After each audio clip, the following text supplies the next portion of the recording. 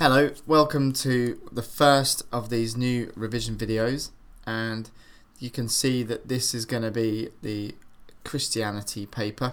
It's from 2018, and I'm going to start the first video by doing the one about Christian beliefs. So this is about what Christians believe.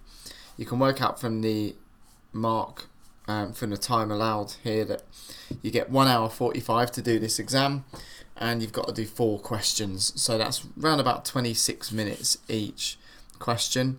So I'm just going to work through this one, give you a few tips, and hopefully show you how to get some really good marks, well, all the marks really, on this kind of exam. So firstly, turn over the first page and you will see that you've got the multiple choice question first, and it says, which one of the following describes the meaning of the word omnipotent?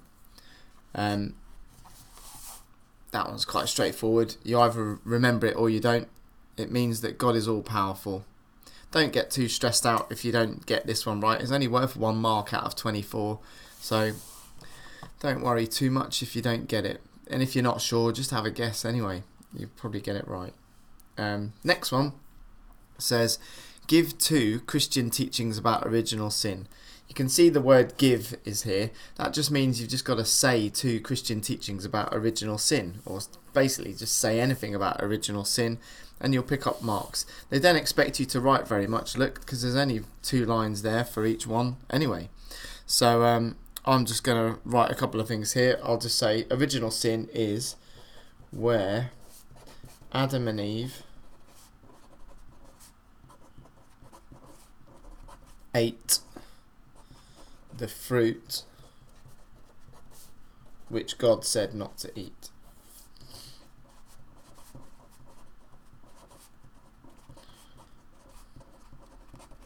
There you go, that's 1 mark. That was the first sin, they ate that fruit. Question, oh no, same question, you've got to say another one. I'd say something like, this means that all humans have a tendency or have a capacity to sin. Don't worry if you can't write it in exactly the same way, it doesn't matter, you'll still get points.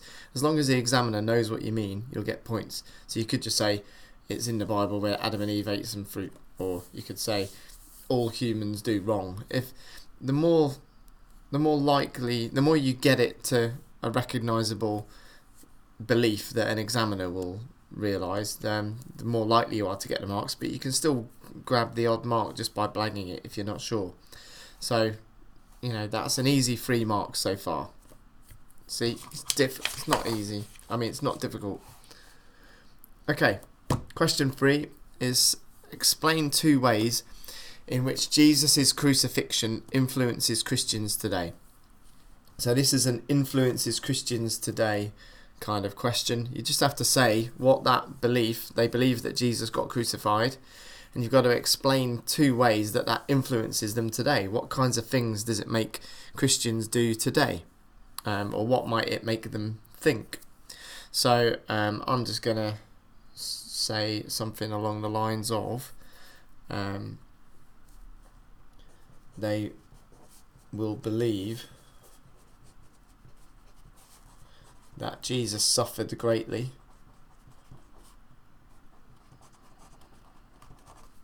can't imagine it's too much fun getting crucified. So Jesus suffered greatly and knows what human suffering is like.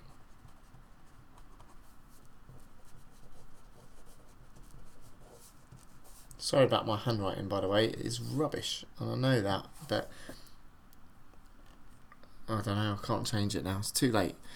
Anyway, what else? What else can I say about that? Jesus experienced suffering, knows what human suffering is like. Oh yeah, could say something like, this will encourage them to be strong in the face of suffering.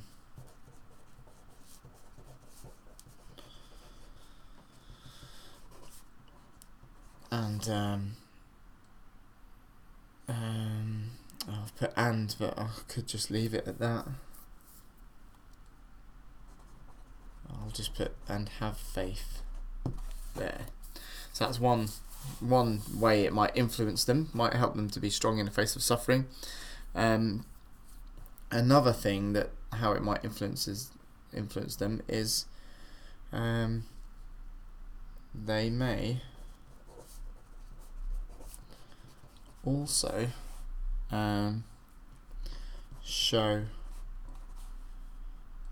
a deep commitment to their religion.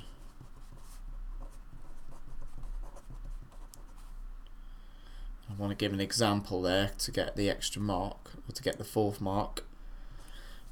E.g., they might wear one of those crucifixes, necklaces,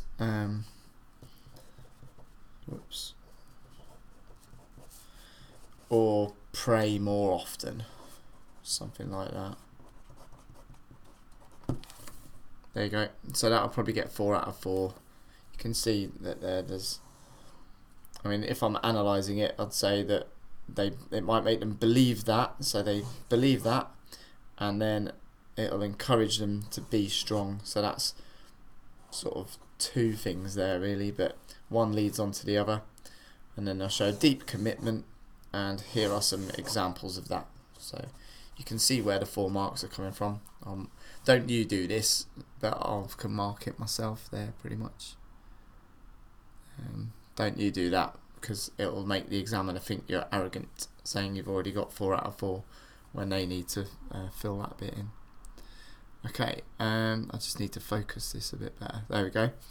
Next question says, explain 2 Christian teachings about the Incarnation. This is one of those ones where you need to know what the Incarnation is if you can't do it. Imagine sitting in the exam, you haven't learnt your key words, you don't know what the Incarnation is, and it's asking you what they think about it. You're going to be screwed there because you haven't learnt your key words. So tip number 1 really is learn your key terms. Make sure you know what all of these words are: salvation, incarnation, resurrection. Don't get that mixed up with reincarnation, that kind of thing. You just need to know what the words are. It's probably half the battle is knowing what the words are, because if you know what that is, you can easily think of things that Christians teach about it. In fact, just saying what it is will probably get you some points. So you just need to be able to know what all the things are. If you don't know what that is, you'd really struggle to get marks. You're probably sitting there now thinking, I didn't get any marks on that one. That's probably because you didn't know what it was. Sometimes you can blag it in the exam and just write some really generic stuff, like if it said explain 2 Christian teachings about the Incarnation, you could, actually no, if you didn't know what the Incarnation is, you don't even know that it's about Jesus, so you can't go around start saying that he was a magical person or that kind of thing. You can't really blag it. You just need to know what Incarnation is. Anyway, so let's get the marks. Christians believe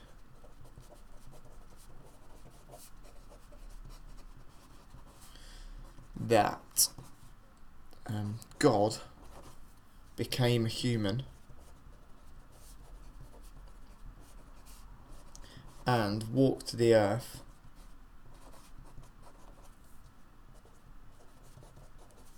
capital letter for Earth, because it's a place, it's the name of our lovely planet, and walked the earth in flesh.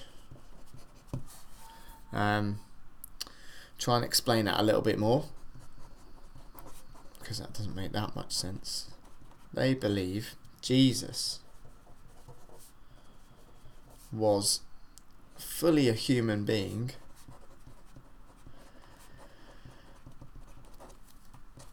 but also God. You'd probably get 2 marks there, but I'm going to add in another point just to make sure. That's how he could do lots of cool miracles.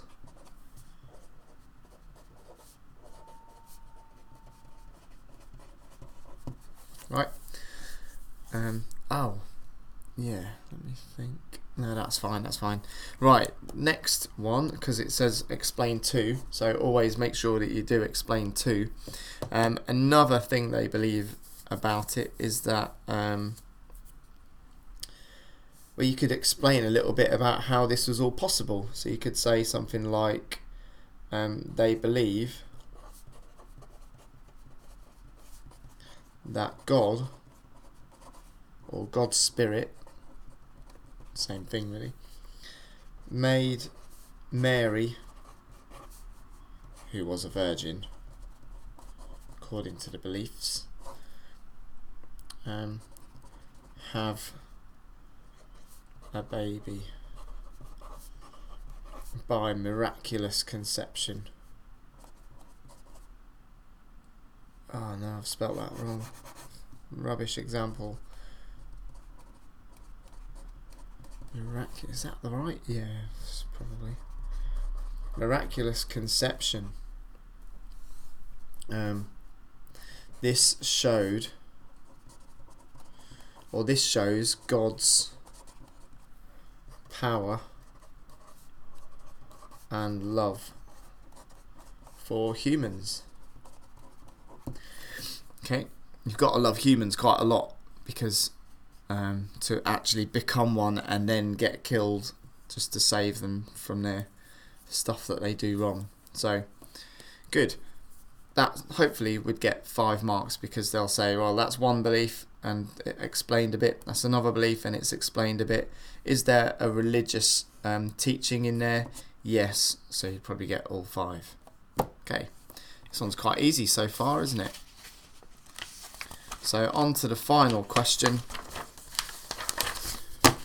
of this one, and I can see from the timer here that I've only spent 12 minutes on this, and there's a bit of time at the start of the video where I explained it a bit and said hello and that kind of thing. So really I've probably spent about 11 minutes on this one, which gives a nice 10 minutes left to do this 12 mark essay question, which is hopefully will be enough time, and that means that timings are going really well. So this is probably about how much you should be spending on the real exam as well. Okay, so anyway, this is the evaluation question, and these are the ones that you really need to work on and never ever give up, because it's worth 12 marks. So you just got to devote a good 10 or 12 minutes to really trying to get all the points down on these ones. They're so important. It's half the GCSE is about doing well on these 12 mark questions. My tip is that you should always agree with the statement first, then leave a line and then disagree, then leave another line and then come to a conclusion, and make sure that you get some religious teachings in there as well, preferably in both sides as well, just to show that you've got a balanced argument.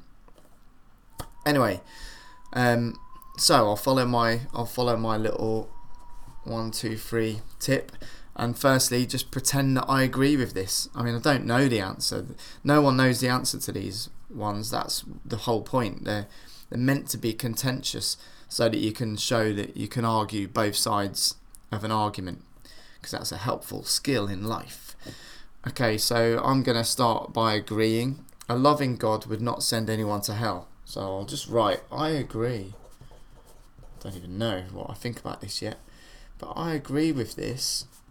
I'll pretend, because, and then it gives you a bit of thinking time to think why you might agree with it.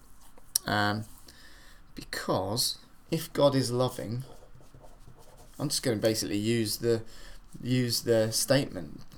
If God is loving, then He wants the best for people.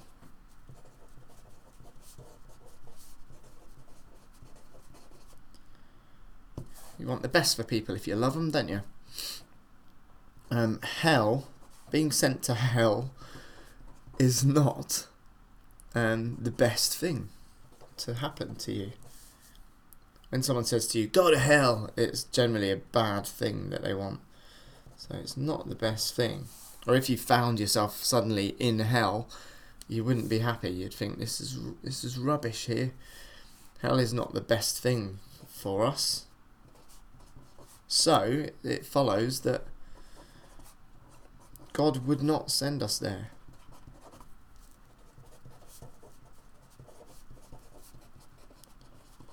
Why would he do that?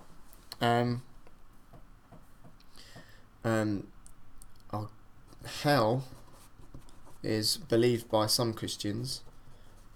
I don't think many believe this anymore, to be honest, but by some to be a place of torture. I think from what I heard, you get stabbed by a red man with a fork and stuff like that, and burnt a lot. So it's a bad place, a place of torture. So God would never torture people, his creations, because he's supposed to love them. In fact, go on to say that people are created, or people are born. You've got to be really persuasive here. People are born into the world, and they don't control their lives very much. Well, I think we overestimate the amount of control we've got over our lives. They don't control everything. They do.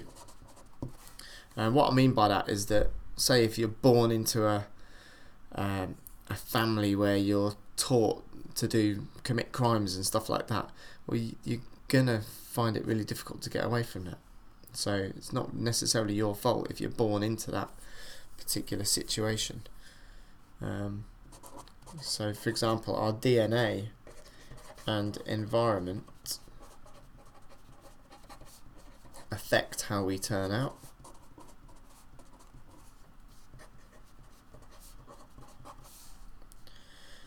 So if we do bad things,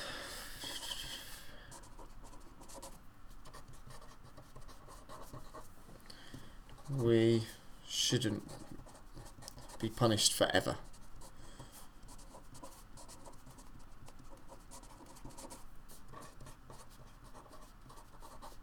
Also, the world is quite a place full of temptations. So, God, in theory, made that like that. The world is a place full of corrupting influences. It's hard to stay away from all the stuff that can lead you astray. Oh, I've just realised I'm going off the bottom of the page now. Why would people be punished for things they do wrong?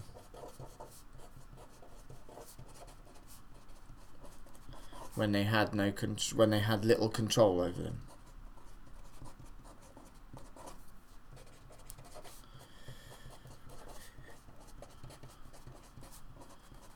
Over them.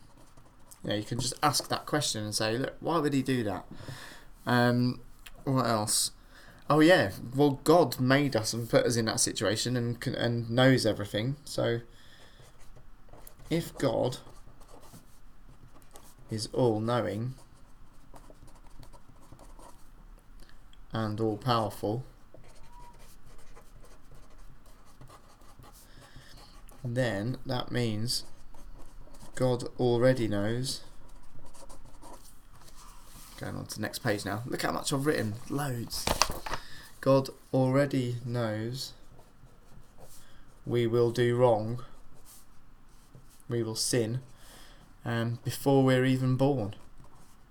Or before he even created any life or humans or anything. Before we came about. So it's a bit unfair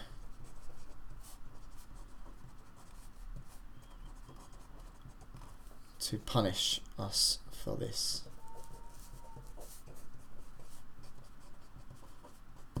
Yeah, persuasive point there, look. Right, so I think that is loads. There's a good 3 or 4 ideas in there about why a loving God would not send anyone to hell. So then I'm going to leave a line and then pretend that I now disagree with this. I think God would actually send some people to hell. So I'm just going to say, if you're not sure what to write, just write, on the other hand. That gives you a bit of thinking time to think, right, now I'm going to write some other stuff about why it would be that way. On the other hand, humans have free will.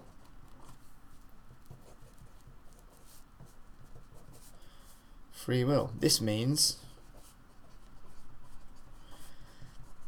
that we do choose our actions. We also know right from wrong.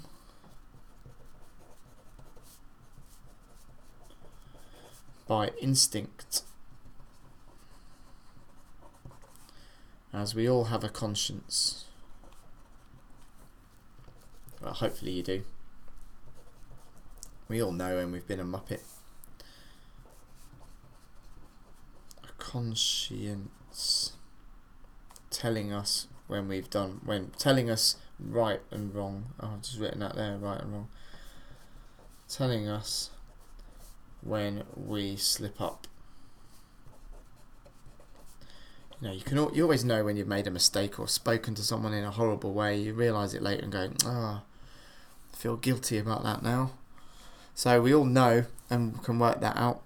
So if some people choose to sin, then it's only fair that they are judged.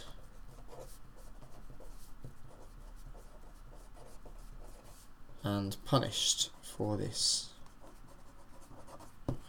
Okay, so that's one quite long point about that. What else? Oh yeah, Christians also believe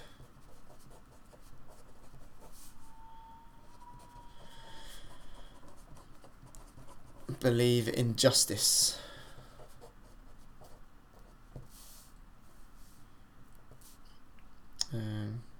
This means that evil people should be punished.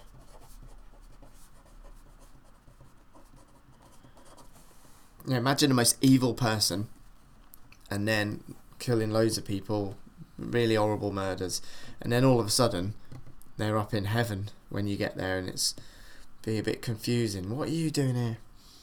So what will I say? Christians also believe in justice means that evil people should be punished. It would be strange, or it would be unfair, to live a good life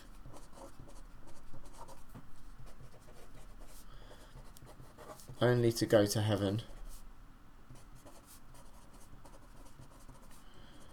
and find a load of rogues there.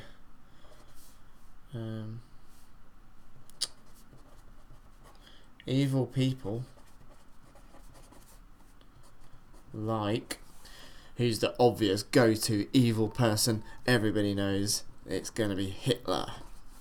Evil people like Hitler sitting there.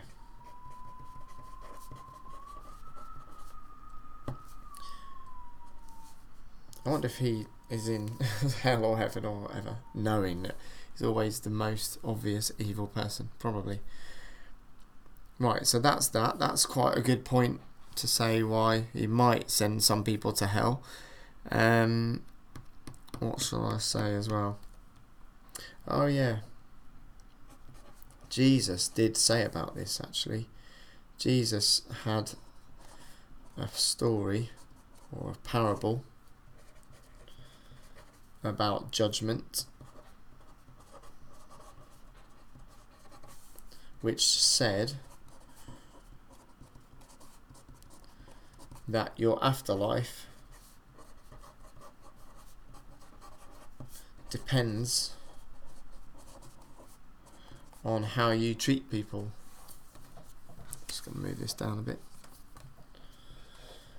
On how you treat others. I suppose it makes a bit of sense. If you follow God and goodness all your life, then you deserve the reward from that. In a way, hell is kind of like, I mean, I don't believe that there's some sort of burning place there, but hell is where you can find yourself when you do wrong and you know it. You have to sort of live with it, so maybe that's it. In fact, I'll put that in. Some people, like me, believe hell is a metaphor, using English kind of words now, is a metaphor for having done wrong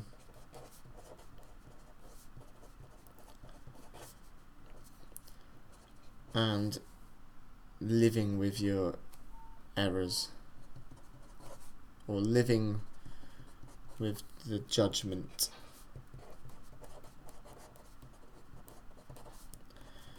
from sin. Right, that's pretty good on that side as well. I think that's good enough. They give you this much space. In fact, that's all the space you get, but I'm going to move on to the last bit that says extra space on the back, just to put my conclusion, just to show that I've got a conclusion. Always show the examiner that you're on your conclusion by writing in conclusion, and then think how to sum it up. I don't know what I actually think now. I've written both sides. I'm not sure which one I believe in. I'll just say I do agree with the statement. In conclusion, I agree. God would want all people to be in heaven. I don't actually think heaven is like an actual spatial place that you go to, by the way. I think it's more like if there is such thing as a soul, you're sort of all at one with God again, or something like that.